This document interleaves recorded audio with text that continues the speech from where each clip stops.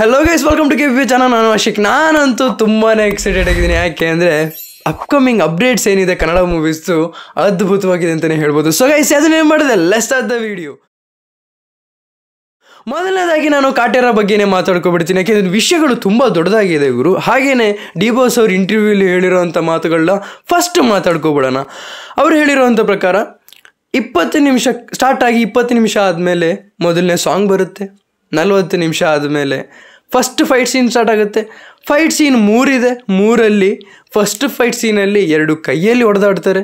2ನೇ ಫೈಟ್ ಸೀನಲ್ಲಿ 1 ಕೈಯಲ್ಲಿ ಮಚ್ಚಿರುತ್ತೆ, ಇನ್ನೊಂದು ಕೈಯಲ್ಲಿ ಬರೀ ಕೈ ಇರುತ್ತೆ. ಅಂದರೆ ನಾರ್ಮಲಿ 3rd ಫೈಟ್ ಸೀನಿಗೆ 2 ಕೈಯಲ್ಲಿ ಕೂಡ ಮಚ್ಚಿರುತ್ತೆ. ಅಂದರೆ ನನಗೆ ಗೊತ್ತಿರೋಂಗೆ 1 ಕೈಯಲ್ಲಿ ಕುಡ್ಲು ಕತ್ತಿನ ಯೂಸ್ ಮಾಡ್ಕೊಂಡು ಇನ್ನೊಂದು ಲಾಂಗ್ನ ಯೂಸ್ ಮಾಡಿಕೊಂಡು ಮಸಾಲ ಇರುತ್ತೆ ಅಂತೆ. ಬಟ್ ನನಗೆ ಒಂದು ಅರ್ಥ ಆಗ್ತಿಲ್ಲ ಏನು ಅಂದರೆ, ಯಾಕೆ ಇದನ್ನು ರಿವೀಲ್ ಮಾಡಿದ್ರು? ಮೇ ಬಿ ಇವ್ರನ್ನ ರಿವೀಲ್ ಮಾಡ್ತಿರೋ ರೀತಿ ನೋಡ್ತಾ ಇದ್ರೆ ಇನ್ನೂ ಅದ್ಭುತವಾಗೇ ಇದೆ. ನಾನೇನು ಹೇಳೇ ಇಲ್ಲ, ಫಿಲ್ಮಲ್ಲಿ ಇನ್ನೂ ಬೇರೆನೇ ಇದೆ ಅನ್ನೋ ರೀತಿಲಿ ಆ ಒಂದು ನಾವೊಂದು ಆ ಎಕ್ಸ್ಪೆಕ್ಟೇಷನ್ ಮಾಡ್ಬೋದಾಯ್ತಾ. ಯಾಕೆಂದರೆ ಅವರೇನು ಹೇಳಿರೋಂಥದ್ದೊಂದು ಸಾಧಾರಣವಾಗಿ ಹೇಳಿದ್ದಾರೆ ಅಂದರೆ, ಎಲ್ಲ ಮೂವಿಲಿರೋ ವಿಷಯನೆಲ್ಲ ಆಚೆ ಹಾಕಿದ್ದಾರೆ ಅಂದರೆ, ಮೂವಿಲಿ ನೀವು ಅಂದ್ಕೊಂಡಿರೋದಕ್ಕಿಂತನೂ ದೊಡ್ಡ ನಮ್ಮ ಎಕ್ಸ್ಪೆಕ್ಟೇಷನ್ ಜಾಸ್ತಿ ಮಾಡ್ತಾ ಇಲ್ಲ, ಇರೋದನ್ನೇ ಹೇಳ್ತಾ ಇರೋವಂಥದ್ದು. ಮೂವಿ ನೀವು ಅಂದ್ಕೊಂಡಿರೋದಕ್ಕಿಂತ ಒಂದು ಲೆವೆಲ್ ಮೇಲೇ ಇದೆ. ಆ್ಯಕ್ಷನ್ ಸೀಕ್ವೆನ್ಸ್ ಬಗ್ಗೆ ಹೇಳಿದ್ದೆ, 7 ಆ್ಯಕ್ಷನ್ ಸೀಕ್ವೆನ್ಸ್ ಅಂತ ಏನು ಹೇಳಿದ್ದೆ. ನಾನು ಏನಕ್ಕೆ ಆ ಥರ ಹೇಳಿದೆ ಅಂದರೆ, ಪ್ರತಿಯೊಂದು ಆ್ಯಕ್ಷನ್ನ ಕೂಡ ಫೈಟ್ ಸೀನ್ ಅಂತ ಕನ್ಸಿಡರ್ ಮಾಡೋದಕ್ಕಾಗಲ್ಲ. ಇದು ನಾನು ನಿಮಗೆ ಆಲ್ರೆಡಿ ಲಾಸ್ಟ್ ವೀಡಿಯೋದ ಕಮೆಂಟ್ ಸೆಕ್ಷನ್ ತಿಳಿಸಿದ್ದೀನಿ, ಆಯಿತಾ. ಹಾಗೆಯೇ ಒಬ್ಬರು ಕಮೆಂಟರ್ ಇದ್ದಾರೆ, ರಘು ಅವರು, ಲೈಕ್ ನೆಗೆಟಿವ್ ಕಮೆಂಟ್ಸ್ನ ಇಗ್ನೋರ್ ಮಾಡಿ ಬ್ರದರ್ ಅಂತ ಹೇಳಿದ್ರು. ತುಂಬಾ ಥ್ಯಾಂಕ್ಸ್. ಆ್ಯಕ್ಚುಲಿ ನಾನು ಯಾವುದೇ ಕಾರಣಕ್ಕೂ ನೆಗೆಟಿವ್ ಕಮೆಂಟ್ಸ್ನ ಅಷ್ಟು ತಲೆ ಕೆಡಿಸ್ಕೊಳ್ಳಿಲ್ಲ. ಬಟ್ ಇವತ್ತೇನು ಹಂಗೆ ಬಂದೋಯ್ತು, ಏನು ಮಾಡೋಕ್ಕಾಗಲ್ಲ. ತುಂಬಾ ಖುಷಿಯಾಗಿದೆ. ಏನು ಗೊತ್ತಾ, ಇಂಟರ್ವ್ಯೂಲ್ಲಿ ಹೇಳಿದ್ದು, ಯಾರು ಲೈಕ್ ಸಲಾರ್ ಬರ್ತಾ ಇದೆ ಆ ಟೈಮಲ್ಲಿ ಬರ್ತಾ ಇದೆಯಲ್ಲ, 29ನೇ ತಾರೀಕು ಬರ್ತಾ ಇದೆಯಲ್ಲ, ಏನು ಭಯ ಇಲ್ವಾ ಅನ್ನೋ ರೀತಿಲಿ ಒಂದು ಕ್ವಶನಿಗೆ ಆನ್ಸರ್ ಅಹಂಕಾರದಲ್ಲಿ ಹೇಳಲಿಲ್ಲ. ಅದು ಒಂದು ಕನ್ನಡಿಗರಾಗಿ ನಾನು ನಾರ್ಮಲ್ ಹ್ಯೂಮನ್ ಕನ್ನಡಿಗನಾಗಿ ನಾನೇನು ಹೇಳಬೇಕು ಅಂದ್ಕೊಂಡಿದ್ನೋ ಅದನ್ನು ಅವ್ರು ಹೇಳಿದ್ದಾರೆ. ಇಲ್ಲಿ ಅದೇನೇ ಗುರು, ಏನು ಮುಖ ಕೊಡ್ದಂಗೆ ಹೇಳ್ತಾರಲ್ಲ, ಅಹಂಕಾರ ಅಂತಾರೆ. ಇಲ್ಲಿ ಡಿ ಬಾಸ್ ಅವ್ರು ಯಾವುದೇ ಕಾರಣಕ್ಕೂ ಅಹಂಕಾರ ತೋರಿಸ್ತಾ ಇಲ್ಲ. ಅವ್ರ ಪಾಡಿಗೆ ಅವ್ರ ಜೀವನ ಮಾಡ್ತಿದ್ದಾರೆ. ಆ್ಯಸ್ ಎ ಕನ್ನಡಿಗನಾಗ ಅವ್ರು ಏನು ಹೇಳಬೇಕು ಅದನ್ನು ಹೇಳ್ತಿದ್ದಾರೆ. 29ನೇ ತಾರೀಕು ಅವ್ರ ಸಿನಿಮಾ ರಿಲೀಸ್ ಆಗ್ತಾ ಇದೆ. ಇಲ್ಲಿ ಯಾವುದೋ ಮೂವಿ ಬರ್ತಾ ಇದೆ, ಅದ್ರ ಬಗ್ಗೆ ಮಾತಾಡ್ತೀನ ಅಂತ, ಅದು ಬೇರೆ ಸ್ಟೇಟ್ ಮೂವಿ ಬಗ್ಗೆ. ನಮ್ಮ ಮನೆಯಲ್ಲಿ ನಮ್ಮ ಕನ್ನಡ ಸಿನಿಮಾನ ರಿಲೀಸ್ ಮಾಡೋದಕ್ಕೆ ಯಾರ ಪರ್ಮಿಷನ್ನು ಬೇಕಾಗಿಲ್ಲ, ಆಯಿತಾ. ಅಂಥದ್ರಲ್ಲಿ ನಾವು ನಮ್ಮ ಕನ್ನಡ ಸಿನಿಮಾನ ಎತ್ತಿಡಿಬೇಕು ಬಿಟ್ಟರೆ ಬೇರೆ ಸಿನಿಮಾನಲ್ಲ. ನಾನು ಒಂದು ಹೇಳಲ್ಲ, ತುಂಬಾ ಚೆನ್ನಾಗಿದೆ. ಸಲಾರೆಲ್ಲ ತುಂಬಾ ಚೆನ್ನಾಗಿದೆ, ಅದ್ಭುತವಾಗಿ ಇದೆ, ಇಲ್ಲ ಅಂತ ಹೇಳ್ತಾ ಇಲ್ಲ.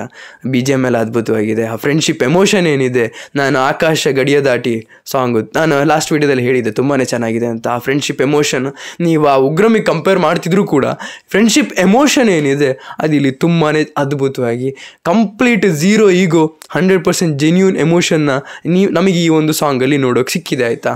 ಆದರೂ ಕೂಡ ನಾನು ಹೇಳ್ತಾ ಇದ್ದೀನಿ, ಕನ್ನಡ ಸಿನಿಮಾಗೆ ನಮ್ಮ ಪ್ರಿಯಾರಿಟಿ ಯಾವಾಗಲೂ ಕೂಡ ನೆಕ್ಸ್ಟ್ ಲೆವೆಲಲ್ಲಿ ಇರಬೇಕು. ಯಾಕೆಂದರೆ ಅದು ಯಾವಾಗ ಗೊತ್ತಾ, ಕನ್ನಡ ಸಿನಿಮಾ ಅಲ್ಲ ಅಂತ ನಾವು ಕನ್ಸಿಡರ್ ಮಾಡಿದ್ದು.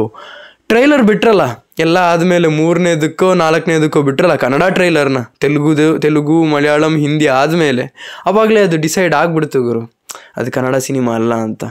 ಹಾಗೆಯೇ ಭೈರತಿ ರಣಗಲ್ ಇದರದ್ದು 50% ಶೂಟ್ ಕಂಪ್ಲೀಟ್ ಆಗಿದೆ. ಹಾಗೆಯೇ ಇದ್ರದ್ದು ವಿಷಯಗಳೆಲ್ಲ ಇನ್ನು ಮುಂದೆ ಆಚೆ ಬರ್ತಾ ಹೋಗುತ್ತೆ, ಆಯಿತಾ.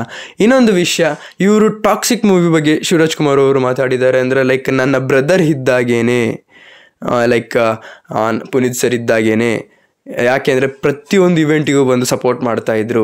ನನಗೆ ನನ್ನ ಬ್ರದರ್ ಬೇರೆ ಅಲ್ಲ, ಇವ್ರು ಬೇರೆ ಅಲ್ಲ, ಇವರು ನನ್ನ ಬ್ರದರ್ ಇದ್ದಾಗೇನೆ, ಅಪ್ಪು ಸರ್ ಇದ್ದಾಗೇನೆ ಅಂತ ಒಂದು ಮಾತನ್ನ ಹೇಳಿದರೆ ತುಂಬ ಖುಷಿ ಆಯ್ತಾ. ಅಂದರೆ ಅವ್ರು ಅದನ್ನು ಸುಮ್ಮನೆ ಹೇಳ್ತಾ ಇಲ್ಲ, ಅದು ಅವರ ಎಮೋಷನ್ಸ್ ಇದೆ, ಅವ್ರ ಮಧ್ಯೆ ಇದೆ, ಇದು ಅವ್ರ ಮಧ್ಯೆ ಇರೋವಂಥ ಮಾತುಗಳಾಗಿರೋಂಥದ್ದು. ಹಾಗೆಯೇ ಈಗ ಫೈನಲ್ ವಿಷಯಕ್ಕೆ ಬರ್ತೀನಿ ನಾನು. ಕನ್ನಡ ಸಿನಿಮಾ ಅಂತ ಬಂದಾಗ ಕನ್ನಡ ಸಿನಿಮಾ ಮಾತ್ರ ಆಗಿರಬೇಕು ಬಿಟ್ಟರೆ ಬೇರೆ ಇದಕ್ಕೆ ಪ್ರಿಯಾರಿಟಿ ಕೊಡೋದು ಅದು ನಮ್ಮ ಮೇಲೆ ಹೊಡ್ಕೊಂಡಂಗೆ, ನಮಗೆ ನಾವೇ ಚಪ್ಪಲಿಲಿ ಹೊಡ್ಕೊಂಡಂಗೆ. ನಿಜ ಹೇಳ್ತಿದ್ದೀನಿ. ಇದು ಯಾಕೆ ಹೇಳ್ತಿದ್ದೀನಿ ಅಂದರೆ, ನನಗೆ ಆಗಿರೋ ಅವಮಾನಗಳೇ ನಾನು ಹೇಳ್ಬಿಡ್ತೀನಿ.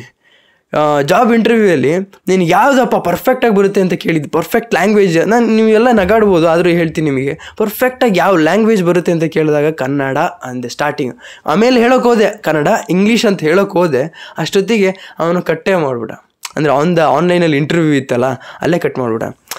ಆಗ ಎಷ್ಟು ಅವಮಾನ ಆಯಿತು ಅಂದರೆ, ಆ್ಯಕ್ಚುಲಿ ಪ್ರೌಡು ಕನ್ನಡಿಗನಾಗಿ ಪ್ರೌಡ್ ಫೀಲ್ ಮಾಡ್ತೀನಿ. ಆದರೆ ಆ ಥರ ಮಾಡಿದ್ರಲ್ಲ, ಒಂದು ಕನ್ನಡಿಗನಿಗೆ ಆ ಥರ ಮಾಡಿದ್ರಲ್ಲ, ಅದು ಯಾವತ್ತೂ ನಾನು ಮರೆಯಲ್ಲ. ಆಯಿತಾ?